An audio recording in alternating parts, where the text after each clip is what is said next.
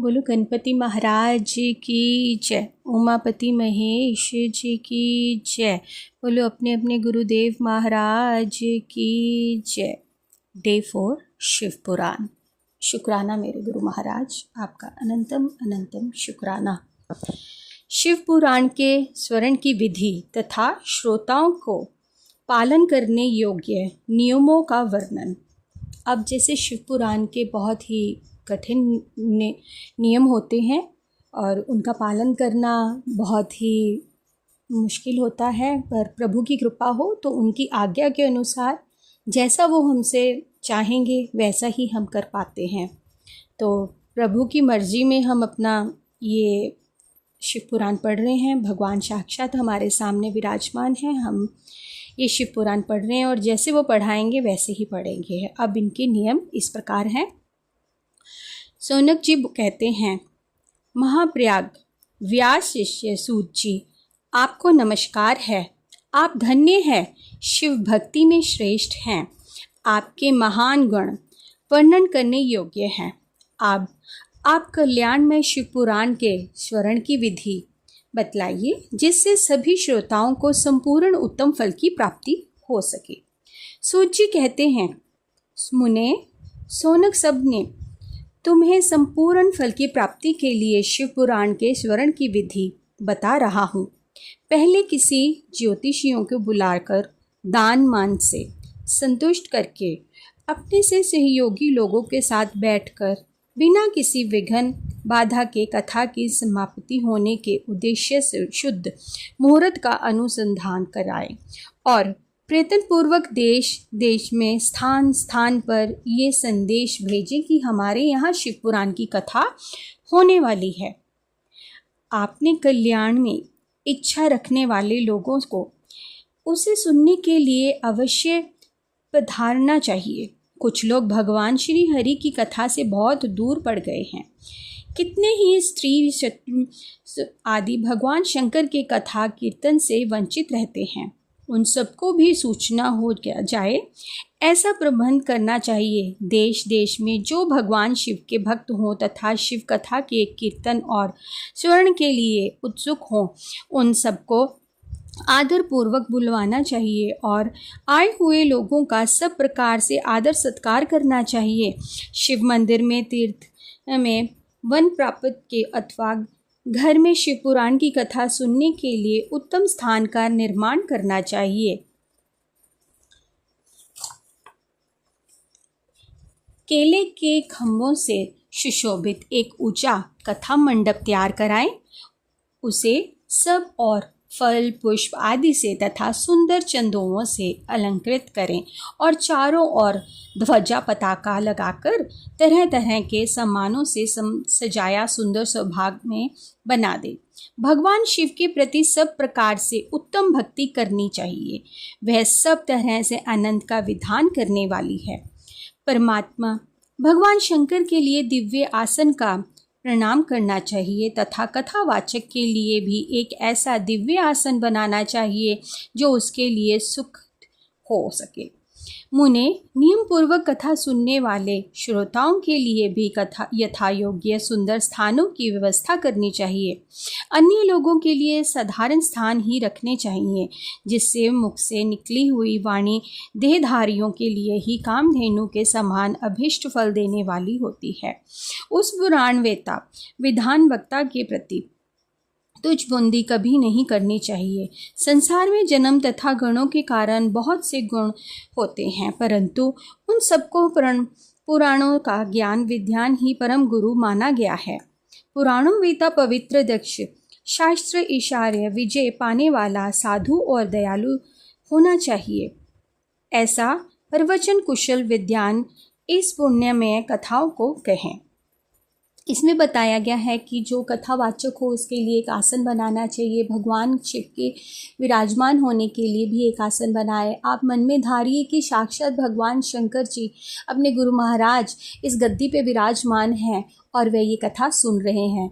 मन में बहुत ही श्रद्धा भाव होनी चाहिए, किसी की निंदा चुगली नहीं करनी चाहिए। उस स्थान को एक पावन पवित्र एक स्वर्ग मात्र समझना चाहिए कि यहाँ साक्षात भगवान विराजमान हैं, हम उनकी प्रेजेंट में ये कथा कर रहे हैं। कहते हैं कि सूर्योदय आरंभ करके 3:30 पहर तक उत्तम बुद्धि वाले विद्वान पुरुषों को विष्णु की कथा समय रेते से बाँचनी चाहिए। भी मतलब बहुत ही समय के साथ और ही बहुत ही विधि विधान से ये कथा करनी चाहिए। मध्य काल में 2 घड़ी तक कथा बंद रखनी चाहिए, जिसके कथा कीर्तन से अवकाश पाकर लोग मल मूत्र का त्याग कर सकें। कहते हैं कि बीच में कई, जैसे कि अब तो हम डे बाय डे ये कथा कर रहे हैं, जब ये कथा रखी जाती है तो वो डे एंड नाइट चलती है, तो उसमें कुछ टाइम के लिए ब्रेक देनी चाहिए, जिसमें कि श्रोतागण और जो वक्ता हैं, कथा करने वाले हैं, वो अपना फ्रेश हो सकें, रिलैक्स हो जाएं और फिर से इस कथा का आगमन शुरू करें। तो ये बहुत ही सबके लिए आरामदेही होती है और अपनी रुचि, अपना मन प्रभु के चरणों में लगा रहता है। कथा प्रारंभ के दिन से 1 दिन पहले व्रत ग्रहण करने के लिए वक्ताओं को करा लेना चाहिए। जिन दिनों कथा हो रही हो उन दिनों प्रयत्न पूर्वक ही प्रातःकाल का सारा नित्य कर्म ही संक्षेप से ही कर लेना चाहिए। वक्ता के पास उसकी सहायता के लिए एक दूसरा वैसा भी विद्वान स्थापित करना चाहिए, वह भी सब प्रकार से संशयों को निवृत्त करने में समर्थ और लोगों को समझाने में कुशल हो। कहते हैं कि जो एक वाचक होता है, कथा करने वाला होता है, उसके साथ एक और वक्ता होना चाहिए कि जब वो थक जाए तो उसकी गद्दी पे आकर वो भी एक्सपर्ट वक्ता कथा सुना सके और उस कथा के मीनिंग जो हैं लोगों को बड़ी सरलता के साथ समझा सके। कथा में आने वाले मानव व्यक्तियों के लिए ही गणेश जी का पूजन करें। कथा के स्वामी भगवान शिव की तथा विशेष शिव पुराण की प्रस्तुति की भक्ति भाव से पूजा करें। तत्पश्चात उत्तम बुद्धि वाला श्रोता तन मन से शुद्ध एवं प्रसन्नचित हो आदर पूर्वक शिव पुराण की कथा सुने। जो वक्ता और श्रोता अनेक प्रकार के कर्मों में भटक रहे हों, काम आदि 6 विकारों से युक्त हों, स्त्री में आसन रखते हों और पखंड पूर्ण बातें करते हों, वह पुण्य के भागी नहीं होते। जो लोगों की चिंता तथा धन्य ग्रहण एवं पुत्र आदि की चिंताओं को छोड़कर कथा में मन लगाए रहते हैं, उन शुद्ध बुद्धि पुरुषों को उत्तम फल की प्राप्ति होती है। कहते हैं कि अगर हम कथा में बैठे हैं, कथा के समय भी हम ये सोच रहे हैं कि अच्छा उसने ये पहना है, वो ऐसी बात करता है, उसका काम ये है, तो ये गलत है, तो हमें इस कथा का फल नहीं मिलता है। जो तन मन धन अपने पूरी श्रद्धा भाव से कथा सुनता है, घर बच्चे किसी की कोई चिंता नहीं, क्योंकि ये सब चिंता हमारा सर्वशक्तिमान हमारे गुरु महाराज के ही करने वाले हैं, हमारे सोचने से कुछ नहीं होता। तो इसीलिए कहते हैं कि जो सब कुछ अपने गुरु को सरेंडर करके उन्हीं के ऊपर भगवान शंकर पे छोड़ के कथा सुनते हैं, तो उनके हर काम सिद्ध करते हैं। मतलब उनके किसी काम में कोई अड़चन भी नहीं आती, घर परिवार बच्चे काम सब बहुत उत्तम होते हैं और भगवान शंकर की उन पे कृपा बनती है। जो श्रोता श्रद्धा और भक्ति युक्त होते हैं, दूसरे कर्मों मन नहीं लगाते और मन पवित्र एवं उदेक युक्त होते हैं, वह ही पुण्य भागी होते हैं। सूची बोले सोनक। अब शिव पुराण सुनने का व्रत लेने वाले पुरुषों के लिए भी जो नियम है उन्हें भक्ति पूर्वक सुनो। नियम पूर्वक इस श्रेष्ठ कथा को सुनने से बिना किसी विघ्न बाधा के उत्तम फल की प्राप्ति होती है।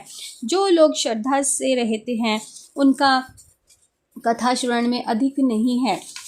अत मुने कथा सुनने की इच्छा वाले सब लोगों को पहले वक्ता से शिक्षा ग्रहण करनी चाहिए। जो लोग नियम से कथा सुने उनको ब्रह्मचार्य रहना, भूमि पर सोना, पत्तल में खाना और प्रतिदिन कथा समाप्त होने पर ही अन्न ग्रहण करना चाहिए। जिसमें भक्ति हो, शक्ति हो, वह पुराण की समाप्ति उपवास करके श्रद्धा पूर्वक भक्ति भाव से उत्तम शिव पुराण को सुने। इस कथा का व्रत लेने वाले पुरुष को प्रतिदिन एक ही बार हविष्यान्न भोजन करना चाहिए। जिस प्रकार से कथा स्मरण का नियम सुखपूर्वक सद सके वैसे ही करना चाहिए। घृष्ट अन्न, दाल, जल अन्न से मसूर भाव दीक्षित तथा बासी अन्न को खाकर कथावर्ती पुरुष कभी कथा को ना सुने।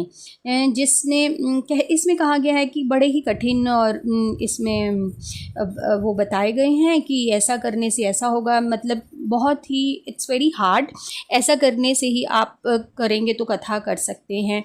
पर हमारे भोलेनाथ इतने भोले हैं, वो तो भोले भाव के ही से ही प्रसन्न हो जाते हैं। वो अपने भक्तों के भाव देखते हैं, वो इतनी कठिन परीक्षा नहीं लेते।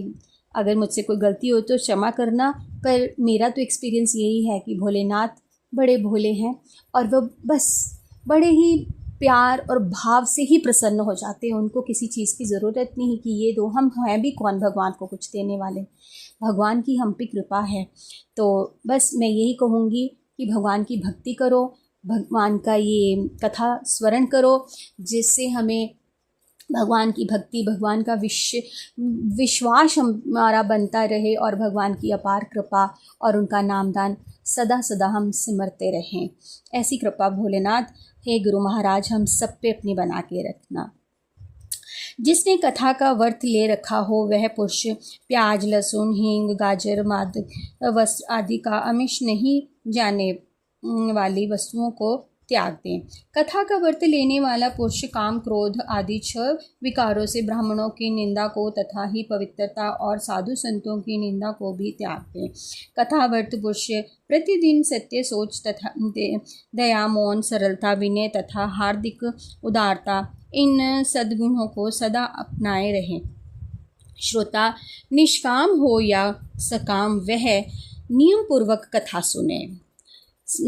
सकाम पुरुष अपनी अभीष्ट कामना की प्राप्त करता है और निष्काम पुरुष मोक्ष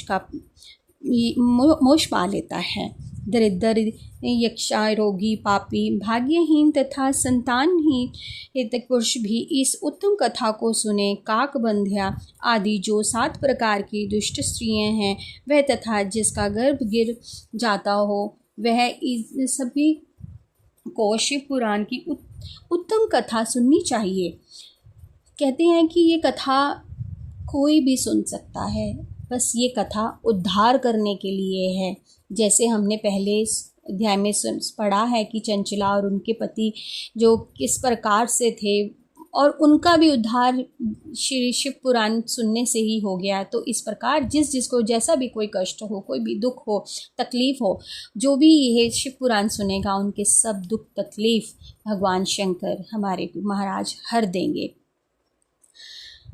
कहते हैं कि महेश इस तरह शिव पुराण की कथा के पाठ एवं स्वरण संबंधी योगात्व की समाप्ति होने पर श्रोताओं को भक्ति एवं प्रयत्न पूर्वक भगवान शिव की पूजा की भांति पुराण पुस्तक की भी पूजा करनी चाहिए। तदनंतर विधि पूर्वक वक्ता की भी पूजन करना आवश्यक है।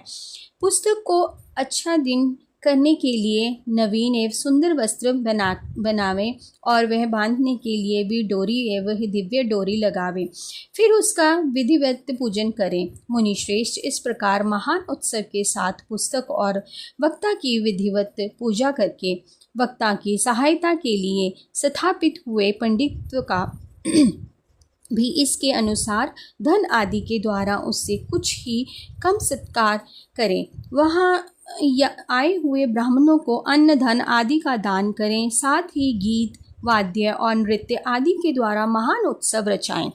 मुने यदि श्रोता व्यर्थ हो तो उसके लिए कथा समाप्ति के दिन विशेष पूर्वक से उस गीता का पाठ करना चाहिए जिसे श्री रामचंद्र जी के प्रति भगवान शिव ने कहा था। यदि श्रोताग्रस्त हो तो उस बुद्धिमान को उस स्वर्ण कर्मी की शांति के लिए शुद्धि हर्ष्य द्वारा होम करना चाहिए। मुने रुद्र संहिता के प्रत्येक श्लोक द्वारा होम करना चाहिए। हे अथवा गायत्री मंत्र में होम करना चाहिए, क्योंकि वास्तव में ये पुराण गायत्री में ही है। अथवा शिव पश्चात ही मूल मंत्र से हवन करना चाहिए। होम करने की शक्ति ना हो तो विधान पूर्वक यथाचित हवन का ही ब्राह्मणों को दान करें। न्यायोक्तिक रूप से ही दोष की शांति के लिए ही भक्ति पूर्वक शिव शास्त्र नाम का पाठ अथवा श्रवण करें। इससे सब कुछ सफल होता है, इसमें संशय नहीं है, क्योंकि तीनों लोकों में उसमें बढ़कर कोई वस्तु नहीं है। कथा श्रवण संबंधी व्रत की पूर्णता की सिद्धि लिए 11 ब्राह्मणों को मधु मिश्री खीर भोजन कराएं और उन्हें दक्षिणा दें। मुने यदि शक्ति हो तो 3 लोगों को भी सोने का एक सुंदर सिंहासन बनवाएं और उस पर उत्तम ही श्रणों के लिखी अथवा लिखाई हुई शिव पुराण की पोथी विधि पूर्वक स्थापित करें। तत्पश्चात पुरुष उसकी आवाहन आदि विधि वह उपचारणों की पूजा करके दक्षिणा चढ़ाएं। फिर जितेंद्र ही आचार्य का वस्त्र आभूषण एवं ग्रंथ आदि से पूजन करके दक्षिणा सहित वह पुस्तक उन्हें समर्पित कर दें। उत्तम बुद्धि वाला श्रोता इस प्रकार भगवान शिव के संतोष के लिए ही पुस्तक का दान करें। शौनक इस पुराण के उस दान के प्रभाव से भगवान शिव का अनुग्रह पाकर पुरुष भवबंधन से मुक्त हो जाता है। इस तरह विधि विधान पालन करने पर श्रीमस्त ही शिव पुराण संपूर्ण फल को देने वाले तथा भोग और मोक्ष का दाता होता है।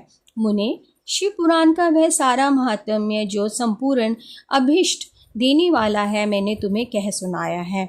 इसमें बताया गया है कि आपकी जितनी भी क्षमता हो आप उतना ही दान दीजिए। इसमें बिल्कुल भी फोर्स नहीं किया गया कि आप इतने ही ब्राह्मण को भोजन कराओ, इतना ही दान दो, नहीं, जितनी आपकी क्षमता हो। कहते हैं कि मन से भाव से अगर आप एक व्यक्ति को भी भोजन करा दोगे एक समय तो ये भी बहुत बड़ा दान है। मुने शिव पुराण का वह सारा महत्व जो संपूर्ण अभीष्ट को देने वाला है मैंने तुम्हें कह सुनाया। अब और क्या सुनाना चाहते हो? श्रीमान शिव पुराण समस्त पुराणों के भाग का तिलक माना गया है। ये भगवान शिव को अत्यंत प्रिय है, रमणीय तथा भव रोग का निवारण करने वाला है। जो सदा भगवान शिव का ध्यान करते हैं, जिनकी वाणी शिव के गुणों की स्तुति करती हैं और जिनके दोनों कान उनकी कथा सुनते हैं, इस जीवन जगत में उन्हीं का जन्म लेना सफल है। वह निश्चय ही संसार सागर के पार हो जाता है। भिन्न भिन्न प्रकार के समस्त गुण जिनके सच्चिदानंदन स्वरूप का कभी स्पर्श नहीं करते, जो अपनी महिमा से जगत के बाहर और भीतर भासमान हैं तथा जो मन के बाहर और भीतर वाणी एवं मनोवृत्ति रूप में प्रकाशित होते हैं, उन अनंत रूप परम शिव की मैं शरण लेता हूँ। बोलो शंकर भगवान की जय, उमापति महेश की जय, गुरुदेव महाराज की जय। जय गुरु जी, शुक्राना गुरु जी। सत्संगत अगर मुझसे कोई ये शिव पुराण पढ़ते हुए कोई गलती हो तो मुझे क्षमा करना। ये बहुत ही सरल भोले भाव से ही हमें करना है और सुनना है।